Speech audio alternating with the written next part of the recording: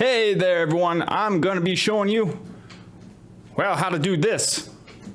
Hey everyone, it's Mike from Big Byte, and let's just jump into Davinci Resolve and get into it. Woo, so now we are over in Davinci Resolve and I am on the edit workflow.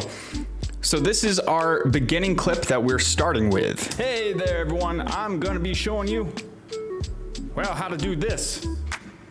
Cool. So the first thing I'm gonna do is select the clip that I'm looking to add this effect to. I only have one clip right here, so it's pretty easy. But once it is highlighted in red, you could then click on the Fusion workflow. So this screen might be a little intimidating, but don't worry. I will go ahead and walk through everything that you need to know in order to get this effect on your videos. So the node screen down below is telling us that we have media in, which is our video clip, which does have audio attached to it. And well, nothing's happening. We just see a straight arrow to media out. So everything that we need to do is going to go in between these two blocks, or somewhere on this arrow path. Essentially, this is saying, hey, this is our media coming in, and then these are all the steps that we want to perform before the media is rendered.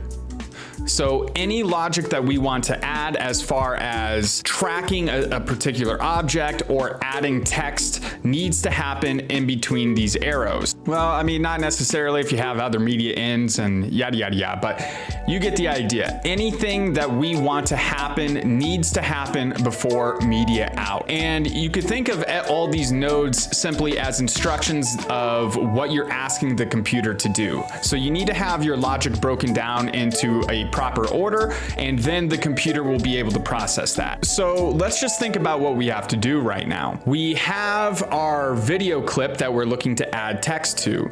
We now need to generate that text or create that text, track a particular object of what we want the text to follow, and then tell the text, well, to follow that path. So let's jump back into Resolve and execute on those steps. So the first thing that we need to do is generate the text.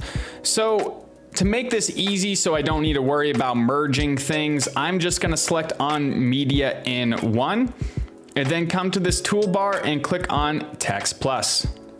This is automatically going to create a text1 object where I could add in my text, and create a merge object, which is going to merge our video content and the text that we're generating. So if I look at this merge node, there are a few things to note.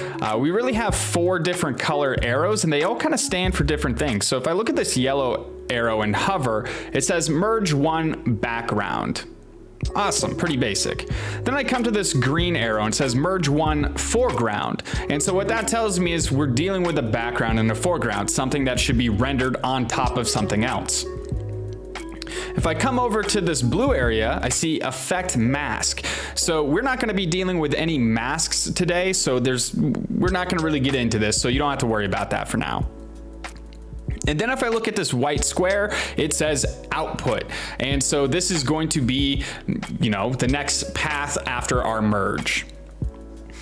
Now the cool thing is you can rearrange these, so I could do something like this, and that's gonna kind of clean up the workflow a little bit. And then if I right click, I could do line up all tools to grid, and it makes everything nice and square and fancy. And you can see this is a nice way to kind of get a cleaner layout. So if you are collaborating or working with other people, this is great to keep things nice, clean, and organized. But now I could jump in and click on text 1, and in here we will keep it simple and just type in hi. And now you will see that I have this, hi right here. So if I look at this layout, I could come over here and kind of shift this. And so I'm gonna just want it somewhere around here to start off with. And I will go ahead and add just a little bit of rotation on the Z-axis. So now that I have the text the way I want it, we need to add in our tracking. In order to do this, I'm gonna click and drag this media in up just a little bit because I'm gonna be adding something else. So now that I have media in selected, we now need to find something to track. In this case, I'm gonna have it attached to my face. Now that I have media in selected, I will hold Control and press space. And that will pop up this select tool menu. And here I'm actually gonna just type in tracker. Now we have a few different types of trackers, but planar tracker is what we're looking to do. And so you'll select planar tracker and click on add. So now that this is selected, if you actually come over here, you'll notice we now have a crosshair instead of our mouse. So for this, I'm actually just going to click and, well, kind of frame my face. And what's gonna be cool about this is it's going to actually make the high transform any way I rotate my face. So now that I have this square done right here, I'm actually gonna click on set over here in this tracker. So what this is gonna say is we're basing everything off of how my face is in frame 145, which relates to right here. And you'll see these yellow lines here represent my edit. So where I have actually cut the clip. And so typically a good way to do it is even potentially in the middle, but because I'm kind of moving my face all the way around, actually I think this might be a better spot. So let me actually set it here. And from here, you could just go ahead and click and drag all of your squares to move it where you want. And it even has little rotations, so you could add rotations there. Or if you click in between it, when the line is highlighted in white, it will actually add a new node for improved tracking. So now I could do something like this and again, frame my face. My face isn't really this shape, it's the beard that makes it look a little bit funky.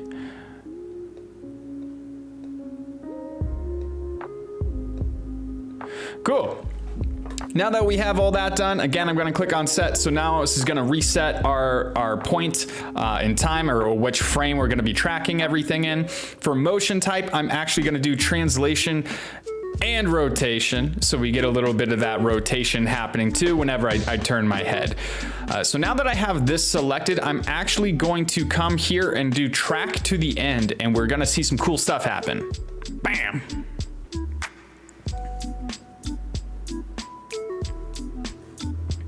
So now that we have a track to the end, I also want to track it to the beginning. So over this reference time, I'm going to click on go and it will take me back to frame 255. And then I'm going to come over here and do track to start.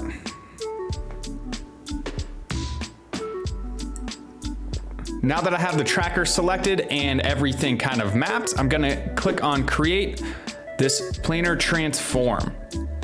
And this is gonna give us this node. So what I'm actually gonna do is put this in between our text and merge.